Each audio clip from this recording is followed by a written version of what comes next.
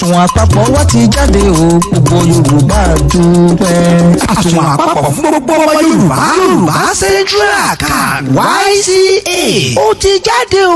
àdúpẹ́ wà yìí ò wípé a ti bọ́ lọ́wọ́ ogun dáwọ́ síbí dáwọ́ sọ̀hún tá a mọ̀ ṣe tẹ́lẹ̀ rí. káwá túbọ̀ lè bọ́ lọ́wọ́ ogun aláǹkóni ní papámọ́ra láàkó tá a bá nílò owó lójijì. lórí ọ̀rọ̀ tó rọ̀ mọ́ ìjàngbara òmìnira ilẹ̀ Yorùbá la fi ń rọ gbogbo ọmọ ìran aládé lẹ́gbẹ́lẹ́gbẹ́ níjọ àtòrí òjòrí pé ká má gbàgbé láti máa gbọ́wọ́ sínú àsùnwọ̀n àpapọ̀ yìí lóòrèkóòrè. àti sanwó sínú Yorùbá Central Account yìí ò le rárá o.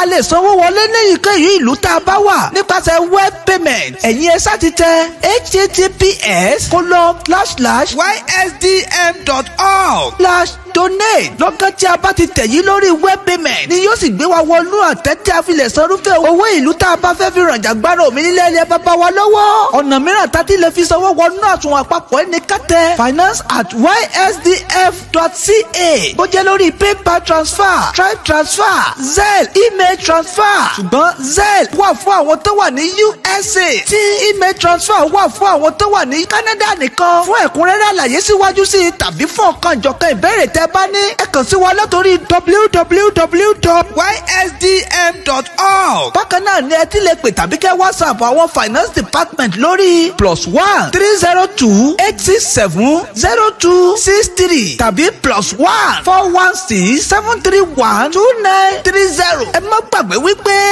Yorùbá Central Account àsùnwọ̀n gbogbo ọmọ aládé ni.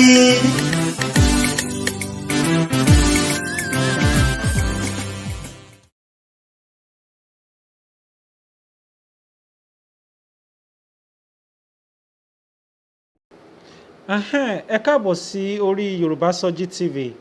orúkọ tí tèmi kò yí padà, orúkọ mi ni Comrade Lamid Akanbi yàgbó yájú ọkùnrin ogun. bí ètò tí mo gbé wá síwájú yín bí a ṣe lè fi owó sínú Central Account ni mo tún ní kí n tún fi wọn ẹ̀yin ọ̀dọ́ àtẹ̀yin gbogbo àgbààgbà ilẹ̀ Yorùbá. eléyìí ò yọ ẹnìkankan sílẹ̀ fún ẹ̀yin, fún àǹfààní ilẹ̀ Yorùbá ni la ṣe ń ṣe. so àwọn èèyàn dẹ̀ ń complain pé àwọn ò mọ bí àwọn ṣe lè contribute owó sí Central Account. ìdí nìyí tí a fi ṣe fídíò tutorial yìí láti lè ṣe kíni, láti tún lè fi owó sínú Central Account ní orúkọ ara mi. so ẹ jẹ́ kí a lọ sí orí browser ká ṣe kíni, ká táìpù líǹkì ysdm.org sí orí ayélujára tí ẹ̀ ń wò lórí fọ́nrán lọ́wọ́lọ́wọ́. so first thing tí ẹ máa ní láti ṣe ni kí ẹ táìpù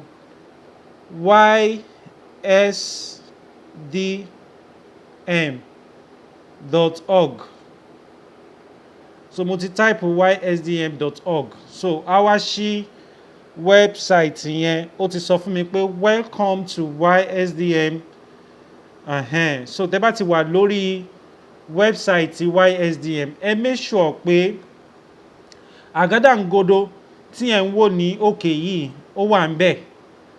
ṣó ti yé yín kẹ́ lè mọ̀ pé ó wà well secured. tí ẹ bá rí any website tí ẹ fẹ́ sanwó lórí ayélujára tí kò bá ti sí àgádágodo tí wọ́n ti tì, ok, for example ẹ jẹ́ kí n yọ security kúrò ní orí link yẹn nísìn. ẹ ti rí https tó túmọ̀ sí hypertext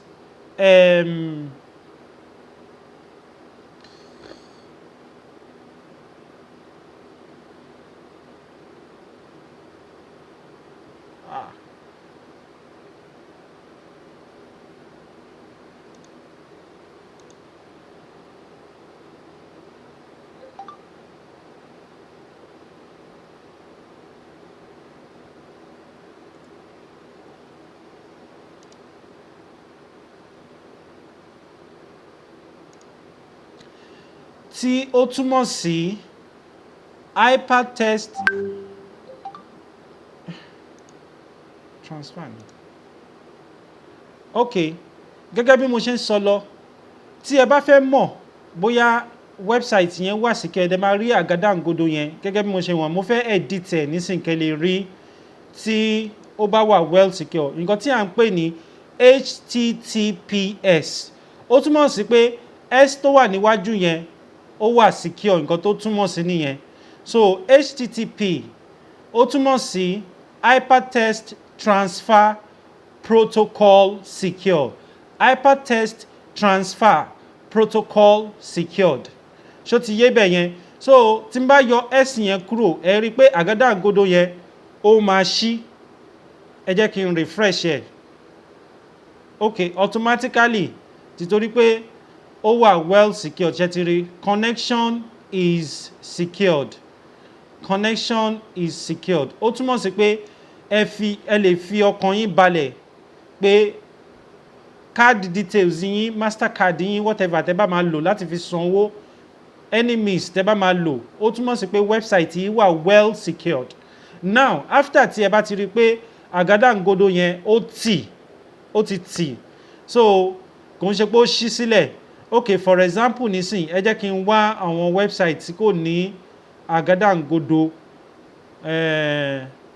Ok, for example ẹ jẹ́ kí n wá website kan kí n edit tí kò ní redirect mi lọ sí secured website. Now ẹ jẹ́ lo Yoruba Sọjí. Ok, ẹ já lo Yoruba Sọjí, Yoruba Sọjí tv.com.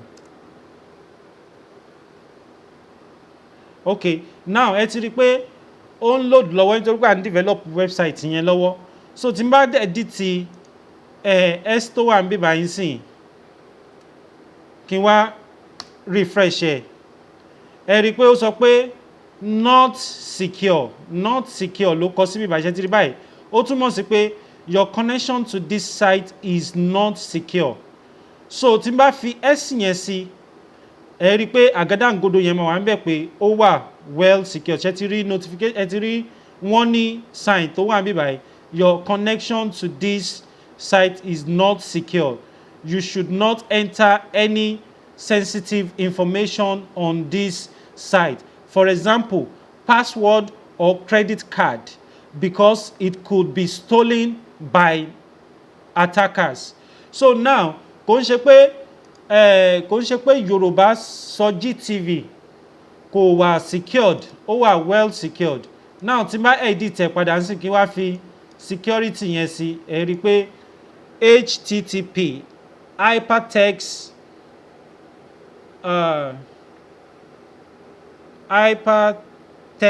Transfer Secured, Transfer Protocol Secured.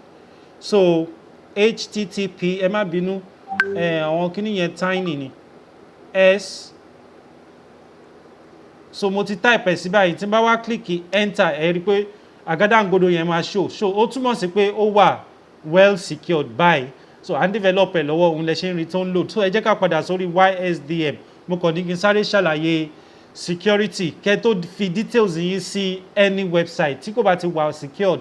Ẹ má fi details, ẹ má fi password sí, ẹ má fi anything sí. Ẹ ti rí warning yẹn. So now mo fẹ́ make a donation nítorí pé mo ti ní account pẹ̀lú YSDM. Nǹkan tí kò máa ṣe nísìnyí ni pé màá click bíbáyìí láti login sí orí account mi. Ẹ̀yin tí ẹ bá ti register, ẹ lọ register kẹ́ fi orúkọ yín sílẹ̀. Ṣé ti rí pé ó ti gbé síbẹ̀ pé email address mi akanbiyagboyaju@gmail.com. So password mi dẹ̀ ti wà ń bẹ̀. So kó má dàbí pé mo form ẹ̀ ni, ẹ jẹ́ kí n delete ẹ̀ kí n wá tún type sí orí ẹ̀ akanbiyagboyaju@gmail.com. So mo ti fi email address mi sí, password máa wá fi sínsìn. Ẹ rí i pé mò ń type ẹ̀ ni. So mo ti type password mi sí, màá wá click login. Ó túmọ̀ sí pé ok, password mi ò correct, ẹ jẹ́ kí n tún type.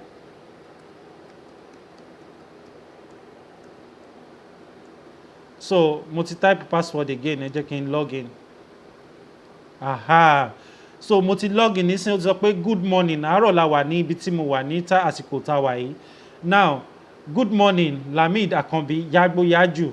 So our aims and objectives tẹ́ bá ti ka gbogbo àwọn instruction yìí ẹ kọ make sure pé nǹkan tí ẹ fẹ́ donate owó fún ṣe ti rí bá ó ti ní create a donation plan, then my donation subscription, make a single donation.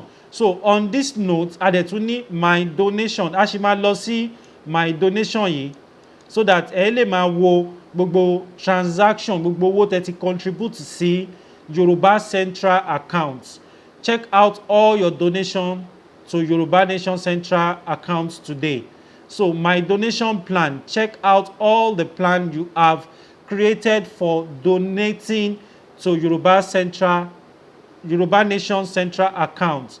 So but on this note a fẹ́ ṣe single donation, so òun ni ẹ̀ ń wò nísàlẹ̀ yìí, make a single donation òun rèé, make a single donation. So mo fẹ́ ṣe single donation báyìí, mi ò tí create plan, mi ò tí create anything pé kí n fún ní standing order pé oṣooṣù àbí ọ̀sẹ̀ẹ̀sẹ̀ kó máa debit mi. Now you just want to make, okay, I Lamid Akanbi, I just want to make a simple donation. Click here to proceed. So mo ti click here nísìnyí, so ó máa wá gbé mi síbi tí máa ti donate owó sí central account. Now màá click lórí currency tí mo fẹ́ according to your country, ìlú tí ẹ bá wà, ìlú káàdì tí ẹ bá ní lọ́wọ́, káàdì tẹ́ ń lò òun ni kẹfì. So on this note èmi máa lo mastercard mi, so màá lo mastercard mi ṣóyé. So mastercard mi lẹ́ ń wò ní ọwọ́ mi yìí, mastercard mi rèé. So mo máa fi gbogbo details yìí màá type ẹ̀ sí orí fọ́nrán tí ẹ̀ ń wò yìí. So ẹ jẹ́ kí n kọ́kọ́ select, mo ti get ready of my mastercard, ẹ ti rí Nigeria UBA Nigeria account ni. So màá select naira, so naira ni mo fẹ́ lò. Lágbára Ọlọ́run a máa tó ní rúbà àti dúà nílẹ̀ Yorùbá ní agbára Elédùmarè lókè ọ̀run, kọ́lọ́run kó bá wa fi àṣẹ sí. So mo ti rí náírà nísìn, so mo ti click náírà sí orí fọ́ọ̀mù yẹn. Now reason for ìdí tí ẹ fi fẹ́ fi owó sí central account òun ni nǹkan tí reason for donation nǹkan tó túmọ̀ sí nìyẹn. So màá wá ṣe reason for my donation is so and bla bla. So ẹ jẹ́ ká select a reason for donation, ìdí tí mo fẹ́ fi owó sí central account. So mo ti click ẹ̀ báyìí sí, ó ti fún mi ní drop down. So drop down yẹn ẹ máa rí security fund, welfare fund, big rally fund, agriculture fund, economic development fund, Yoruba Central account fund. So nísìn èyíkéyìí tí ẹ bá fẹ́ mú nínú àwọn ìdí tí ẹ fẹ́ fi owó sí central account ilẹ̀ Yorùbá òun lẹ máa select nínú 1 2 3 4 5 6 yìí. Now fún àwọn ẹ mọ̀ pé à ń sọ pé mega rally ń bọ̀, ó dẹ̀ nílò owó. So fún àwọn tí wọ́n fẹ́ fi owó sí mega rally, fún any rally all over the world ní gbogbo ibi tí a ti kéde ìyìnrere ilẹ̀ Yorùbá, ibi tí ẹ máa fi click lórí rally. So àbí tó bá jẹ́ pé welfare ni fún àwọn ọmọ aláìní, fún àwọn oríṣiríṣi nǹkan tí wọ́n máa ṣe fún àwọn aláìní, àwọn handicap, àwọn arúgbó wa, àwọn motherless home, ṣó ti yé, ẹ lè fi owó sí welfare so that wọ́n á lè fi owó yẹn fi ṣe nǹkan fún àwọn aláìní ní lórílẹ̀‐èdè Yorùbá nítorí pé ọmọ aládé ni wá. So on this note agriculture náà wà fún ẹ̀yin tẹ́ fẹ́ kí agriculture ilẹ̀ Yorùbá kó tún grow dáadáa, ẹ lè fi owó sí agriculture. Gbogbo option yìí kò yọ gbogbo wa sílẹ̀. So mo ti kọ́kọ́ ṣe security ní last video tí mo ṣe, but on this day mo fẹ́ ṣe Yoruba Central account fund. Ó túmọ̀ sí pé owó tí mo fẹ́ fi síbi báyìí mo fẹ́ fi sínú central account central bank ilẹ̀ Yorùbá.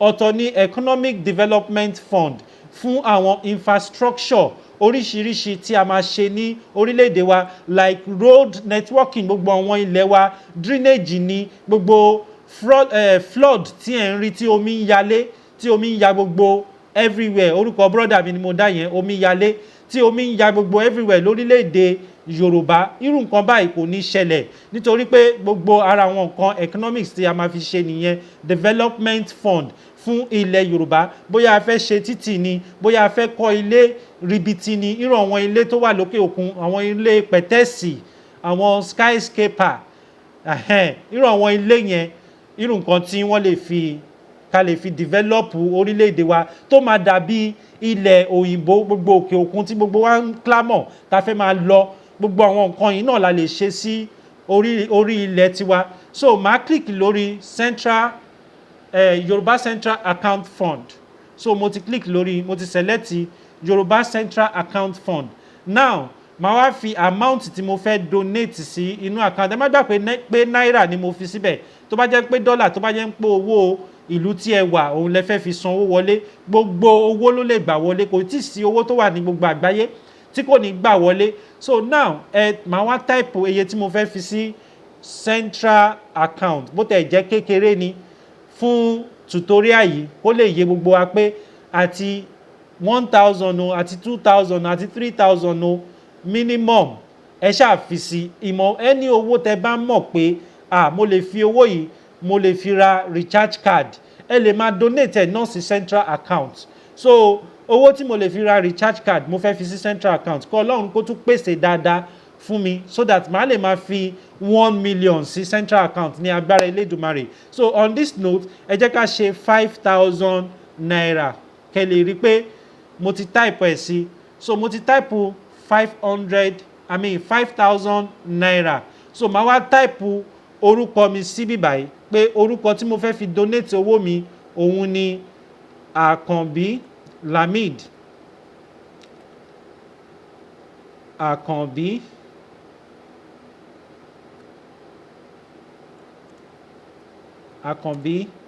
Yágbó Yájù. So tó bá dẹ̀ wù yín ẹ lè sọ pé anonymous, ẹ fẹ́ type orúkọ yín síbẹ̀, kò sí nǹkan kan tó di lọ́wọ́. Tẹ́ bá fẹ́ fi orúkọ yín sí ẹ lè type anonymous síbẹ̀. So Oòduà gbé wa bá ṣe ṣe. So ẹ má gbàgbé pé email address tí ẹ ti fi register tẹ́lẹ̀ òun náà lẹ máa tún fi sí email address because single donation la fẹ́ ṣe yìí. No ṣe ti rí pé mo ti fi orúkọ mi sí email address mi akanbiyagboyaju@gmail.com. So now card number mi òun ni mo máa fi sí ibi báyìí nísìn. So ẹ jẹ́ kí n wá wo káàdì mi so that màá lè type card number yẹn sí 5199. mi ò ní màá cover káàdì mi nítorí for security reason so that kò ní lè di pé bóyá ẹ understand kówó má bàa kúrò nítorí àwọn èèyàn tó ń wò. So a kàn ń ṣe fún tutorial ni, so mo máa cover gbogbo ẹ ti rí pé mo ti cover ẹ̀ báyìí so that wọn ò ní lè rí card number mi àti expiring date náà. Ok, ó dà mí pé mi ò type number yẹn dáadáa sí. So màá tún type sí nísìn. So 51991107.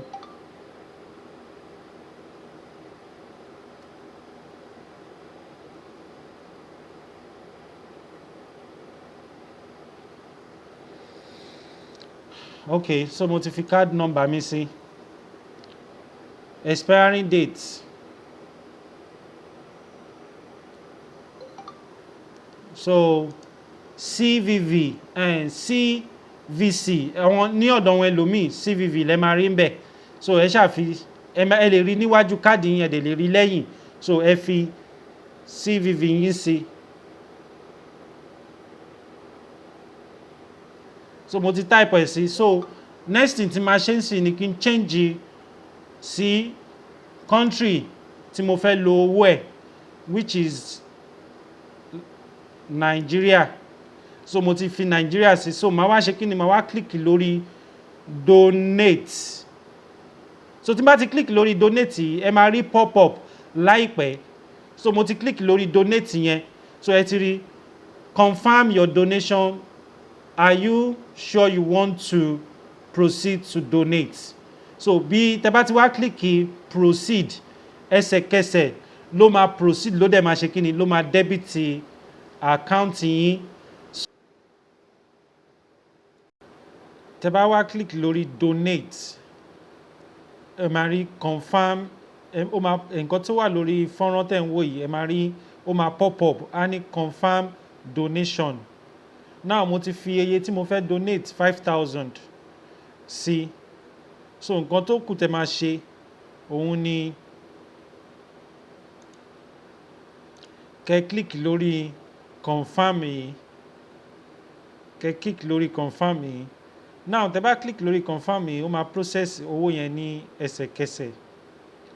Bọ̀ kó tó di pé ó máa process ẹ̀, tó bá jẹ́ pé káàdì yín ní 3D, ẹ lọ sí orí phone, tó bá ti gbé yín lọ sórí 3D yẹn, ẹ rí pé ó ń process lọ́wọ́. Now ó ti gbé mi wá sórí 3D, ó dẹ̀ ti gbé mi lọ sí báǹkì mi. So ó ń sọ fún mi nísìnyí pé kí n confirm bóyá èmi ni mo fẹ́ san owó yẹn, kó má jẹ́ pé lómi ni ẹni tí ó fẹ́ lo káàdì mi fi sanwó. Eléyìí là ń pè ní 3D secured, 3D secure.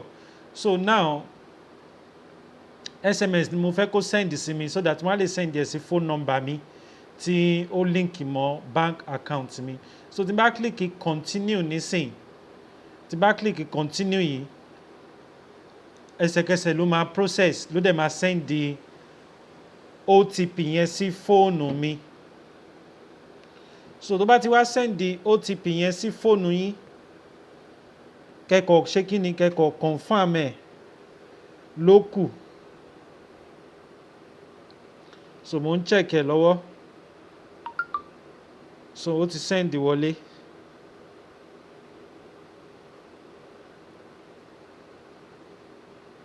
So ó ti send ẹ̀ wọlé pé OTP mi ní 21514559. So tí n bá ti type number yẹn tán, tí mo ti type ẹ̀ tán, nǹkan tẹ́ kọ́ need láti tẹ̀ òun ni submit. So láti fi owó sínú central account ilẹ̀ Yorùbá, bí ẹ ṣe máa ṣe rèé, ẹni tẹ́ bá ń lo card, most especially ẹ̀yin tẹ́ tún wà nílé, bó jẹ́ 1,000 2,000 3,000, ẹ ṣáà máa fi sí account yẹn, ẹsẹ̀kẹsẹ̀ ló máa fún yín ní receipt pé ẹ ti sanwó wọnú central account. Now ẹ jẹ́ kí n wá click lórí submit. So ó ń process lọ́wọ́. Now ẹ ti rí báyìí sìn. So ó máa confirm payment mi very soon. Ó sọ pé thank for your donation to Yoruba Central account. Ó túmọ̀ sí pé mo ti san owó wọnú àkáǹtì mi lórí YSDM, ìyẹn tí mo ń contribute sí central account. So bí a ṣe máa contribute owó sí central account wa rèé, tá máa fi ní central bank account nígbà tá bá gbalẹ̀ Yorùbá, láì ní pé ẹ mọ̀ fún development ilẹ̀ Yorùbá. So account yìí dẹ̀ wà well secured fún gbogbo ọmọ Yorùbá láti ṣe kí ni, láti máa fi owó sí. Ẹ tún lè set suspicion yín kẹ́ fi sí orí standing order. So tẹ́ bá click lórí donation, ẹ máa rí subscription, ṣe ti rí bẹ́ẹ̀ yẹn. Tẹ́ bá click lórí donation, ẹ máa rí subscription fún àwọn tó bá ń lo laptop. So bí ó ṣe jẹ́ nìyẹn. So tí bá click nísìnyí pé mo fẹ́ wo account mi kí n mọ iye tí mo ti contribute sínú central account, ẹ jẹ́ ká lọ síbẹ̀. so nígbà tí mo ti click lórí ẹ ti rí pé ó ti kọ orúkọ mi síbẹ̀ Lamid Akanbi Yagbo Yaju ṣó ti yé.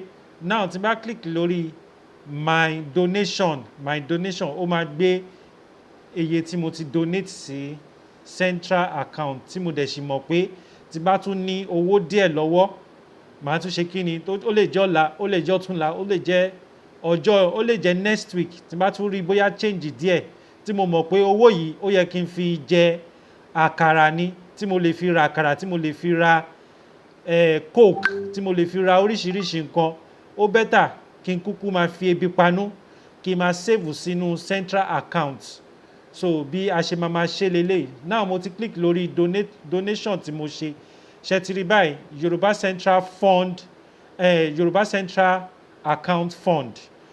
The last time tí mo ṣe fídíò mo fi owó sí security of which mo sì máa tún fi mọ́ sí kí Ọlọ́run kó máa pèsè fún gbogbo wa so that a lè máa dá sí ọ̀rọ̀ central account yìí ní gbogbo ìgbà tí Ọlọ́run bá ti ń ṣe kíni tó ti ń bless wa kò kí ń ṣe fóònì fún ọjọ́ ọ̀la ni security wà welfare wà gbogbo nǹkan tí ẹ fẹ́ gbogbo ẹ̀ ló ní stage ló ní section by section ni. Now Yoruba Central Account Fund yìí ó túmọ̀ sí pé owó tí mo fẹ́ fi sí central account nílẹ̀ Yorùbá fún infrastructure fún oríṣiríṣi nǹkan but títí security yẹn ó túmọ̀ sí pé fún ààbò orílẹ̀-èdè Yorùbá ìyẹn ni security. So mo sì máa tún ṣe welfare náà lágbára Ọlọ́run kọ́lọ́run máa pèsè ìmọ̀ba nǹkan tọ́lọ́run pé tó fún wa òun náà là ń fi sínú account yẹn tí Ọlọ́run dẹ̀ sì máa ṣe kí ni wọ́n ní àpò ẹni tó bá ń fún ni kò kí ń gbẹ àti ń sow seed sínú Yorùbá nation nìyẹn. So mi ò rí nǹkan kan tó máa stop àti ọmọdé àti àgbàlagbà àti arúgbó àti omidan ẹ jẹ́ ká fi owó sí central account wa ó wà well secured accountability dẹ̀ wà ń bẹ̀ àti pé ẹ̀yin gangan fúnra yín ẹ máa lè máa login ṣe rí i pé ó ti sọ fún mi pé kí n log out níbí báyìí ẹ máa lè máa login sí orí àkáǹtì yín tí ẹ bá wá login sórí àkáǹtì gbogbo owó tí ẹ ti contribute ẹ máa rí níbẹ̀ ni pé even kẹtù fún àwọn ọmọ yín ní password yín láti lè login sí orí ysdm.org gbogbo history yìí máa wà níbẹ̀. This is just like a statement of account ṣe mọ̀ pé tá bá ṣe transaction ní bank account wa wọ́n máa ń fún wa ní monthly statement of our account ṣó ti yé. So eléyìí túmọ̀ sí pé statement of my account pé mò ń donate owó sínú Yoruba Central Account. So a ò ní rí jù báyìí lọ ẹ ṣé gan màá fẹ́ kí gbogbo yín ẹ jọ nítorí Ọlọ́run ẹ share fídíò yìí ẹ share kíní kó lè káàkiri gbogbo dé ọ̀dọ̀ gbogbo ọmọ ògo adúláwọ̀ ẹ má jẹ́ ká dágunlá ẹ jẹ́ ká máa fi owó sí èmi ti ṣe ti tèmi o. Meanwhile nínú ìjàgbára tá wà yìí you can only do your best and leave the rest for Elédùmarè to take care of it. Ẹ lè ṣe ju Ọlọ́run lọ so ẹ jẹ́ kí Ọlọ́run kó jẹ́ the beginning and the end of Yorùbá nation. Ẹ ṣé gan orúkọ ti tèmi kò yí padà Comrade Lamid Akanbi Yagbo Yaju ọmọ Yorùbá òtítọ́ ọmọ Yorùbá àtàtà ní mímí ò kí ń ṣe ọmọ àlè. God bless Yorùbá nation. God bless the people of Yorùbá nation in the mighty name of Jesus. Ire o, a ó tún máa ríra. Ó dàbọ̀.